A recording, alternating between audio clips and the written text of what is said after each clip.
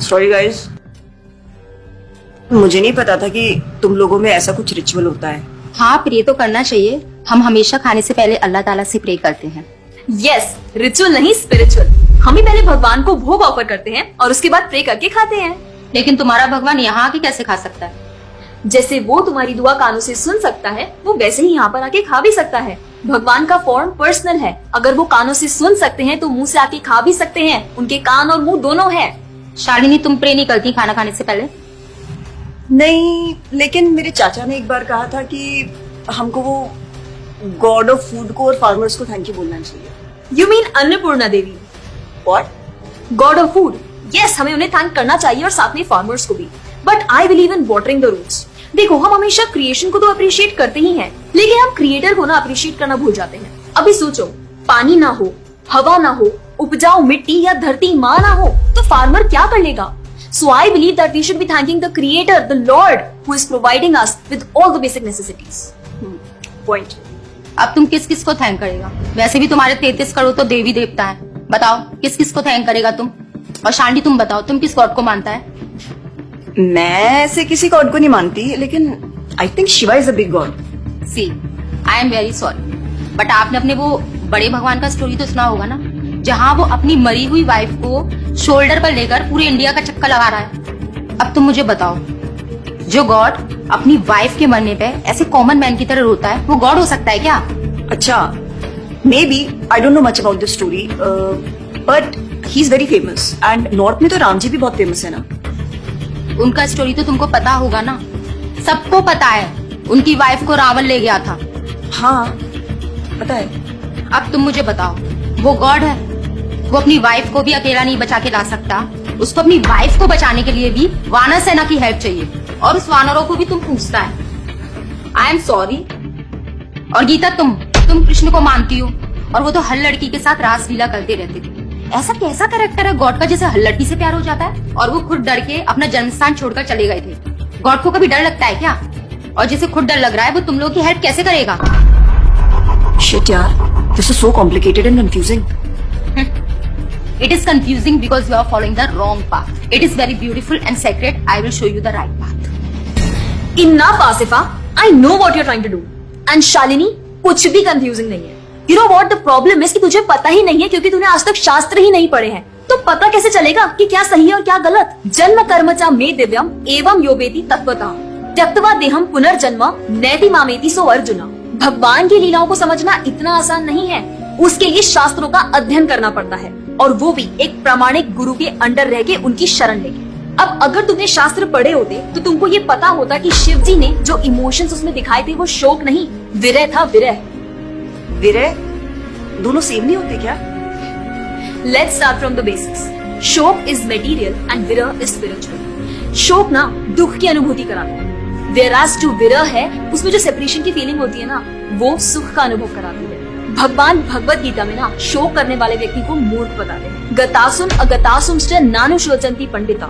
A wise man never laments for the living nor for the dead.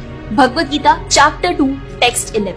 अपनों की मौत पे आंसू बहाना शोक है, लेकिन वही रामायण देखते देखते जो आंसू निकले ना, वो विरह है। विरह, और ऐसे विरह से हमारा भगवान के प्रति प्रेम बढ़ता है। तो जिस तरह से शिव जी ने विरह को दिखाया था, उसी तरह राम जी भी सीता मैया के जाने के बाद विरह में भटकते हुए रो रहे हैं।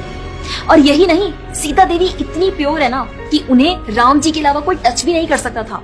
रावण जिनको लेके गया था वो छाया सीता देवी थी। असली सीता देवी तो अग्नि में समा गई थी, और वो अग्नि परीक्षा के वक्त बाहर आई थी। और आसिफा, तू क्या बोल रही थी? भगवान राम को अपनी पत्नी को बचाने के लिए वानरों की मदद लेनी पड़ी थी। I mean, God is all powerful, right? हाँ, I mean, वो अकेले भी तो मार सकते थे ना। यार शालिनी, अगर तूने कभी रामायण पढ़ी होती तो तुझे पता होता, जब खर और दूषण आए थे अपने 15,000 ऐसे दानवों के साथ जो इंसान को खा जाते थे, उन सब के साथ राम जी ने अकेले बिना किसी की हेल्प के उन सब के चिथड़े उड़ा दिए थे। अब ऐसे राम के लिए रावण को मारना मुश्किल है क्या? हाँ, लेकिन बाद में वानरों की हेल्प क्यों ली? उनको अपनी सेवा में लगाने के लिए, उनकी ग्लोरीज बढ़ाने के लिए। अरे उन्होंने तो एक छोटी सी गिलहरी तक को अपनी सेवा में लगा लिया था। What? कभी पढ़ा हो तो पता हो ना। खैर, और हम हनुमान जी की पूजा इसीलिए करते हैं क्योंकि भगवान तक पहुंचने का रास्ता उनके भक्तों की सेवा है। जब भगवान देखते हैं कि मेरे भक्तों का गुणगान हो रहा है या कोई सेवा कर रहा है तो वो बहुत खुश होते हैं। जैसे मैं तेरी मॉम के सामने अगर तेरी तारीफ करूं तो वो खुश होती है ना। पॉइंट।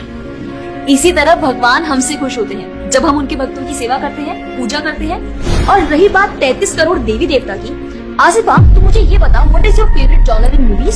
Psychological thriller. और शालिनी तेरी? Romantic and comedy. एग्जैक्टली। जैसे हर किसी का अपने नेचर के अकॉर्डिंग फेवरेट जॉनर होता है, वैसे ही भगवान ने हर किसी के नेचर के अकॉर्डिंग व्यक्ति के लिए उसके नेचर के अनुसार वेद और पुराण दिए हैं। और उन्हीं पुराणों को फॉलो करके लोग अपनी देवी देवता की तरफ अट्रैक्ट होते हैं। और ये सभी देवी देवता भगवान की ही सेवा कर रहे हैं। जैसे रोशनी के देवता सूर्य देव, हवा के देवता वायु देव, बारिश के देवता इंद्र देव। जैसे एक सरकार चलाने के लिए इतनी सारी पोजीशंस होती हैं, वैसे ही इस पूरे ब्रह्मांड को चलाने के लिए अलग अलग देवी देवताओं की जरूरत पड़ती है। तो मतलब वो अपनी पोजीशन का मिसयूज करेंगे, किसी भी लड़की के साथ कुछ भी करेंगे, रास लीला करेंगे। Stop it Asifa, now you are crossing the line. तुझे पता ही क्या है कृष्ण के बारे में? जो लोग बोलते हैं कि कृष्ण करे तो रास लीला है, हम करें तो कैरेक्टर ढीला है, उनको बोलो पहले भागवतम पढ़ ले। ठीक रास लीला से पहले भगवान ने गोवर्धन उठाया था। उनको बोलो पहले जाके गोवर्धन पर्वत उठाए। पैदा होते ही पूतना को मारा था, बच्चे से एक मच्छर नहीं मारा जाता। When he was crawling, मुख में ब्रह्मांड दिखा दिया था। तू अपने मुंह में अपना ये हॉस्टल ही दिखा दे आसिफा। क्या तुम जानते हो द्वारका में भगवान श्री कृष्ण की 16,108 रानियां थी और सबके अलग अलग महल थे। और हर एक महल में श्री कृष्ण सबके साथ होते थे एक ही समय पर। रोज सारी रानियां कृष्ण से खुश थी और उन सब की जरूरतें कृष्ण पूरी करते थे। क्या किसी नॉर्मल से इंसान के लिए ये सब संभव है? आज के टाइम पे तो एक ही नहीं संभलती, लेकिन उस टाइम सारी रानियां एक दूसरे के साथ खुश थी और उन्हें खुश कृष्ण रखते थे। क्यों? क्योंकि वो भगवान है। और रही बात ब्रज की गोपियों के साथ रास लीला करने की, तो इतना जान लो कि रास लीला के टाइम पर करोड़ों गोपियां थी और कृष्ण पूरे टाइम हर एक गोपी के साथ मौजूद थे और उनके साथ डांस कर रहे थे एक टाइम पे करोड़ों गोपियों के साथ। ये सब बहुत डीप लीला है और ये सब तभी पता चलेगी जब साधुओं के संग में रह के शास्त्रों को पढ़ा जाएगा। हवा में तीर चलाने से या सुनी सुनाई बातों पर यकीन करने से कुछ नहीं होने वाला। और रही बात अपने भक्तों को बचाने की, तो भगवान ने तो अपने भक्त परीक्षित महाराज को गर्भ में बचाया। 5 साल के प्रहलाद महाराज के लिए नरसिंह अवतार लेकर आए और उनको बचाया। यहाँ तक कि वो अपने गुरुदेव सांदीपनी मुनि के बेटे को मरने के बाद वापस लाए और उनको जिंदा किया। आई एम रियली इम्प्रेस्ड यार। हिंदू होते हुए भी मुझे फैक्ट्स पता ही नहीं थे। मेरे पेरेंट्स ने मुझे कभी इन सब चीजों के बारे में बताया ही नहीं। हाँ, पेरेंट्स की तो गलती है, लेकिन हम भी तो वही कर रहे हैं जो उन्होंने किया। We are not learning about our culture, not reading Ramayan, Mahabharat और भगवत गीता।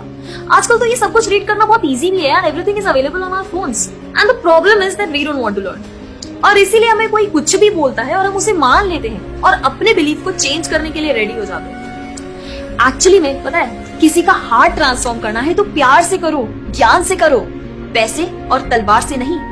और अब बारी आपकी है। अगर आप भी चाहते हैं कि कोई एड़ा गेड़ा नत्थु गेड़ा अगर आपको कुछ भी ना बोल जाए, आपका बेवकूफ ना बनाए, तो जाइए और अपने कल्चर के बारे में जानिए, ग्रंथ पढ़िए और अपने बच्चों को भी पढ़ाइए। जाकर इस वीडियो को जितना हो सके उतना शेयर करिए ताकि कोई और लड़का या लड़की इस केरला स्टोरी का शिकार ना बने। और हाँ, इस वीडियो को लाइक करें और भक्ति टुडे चैनल को सब्सक्राइब करें।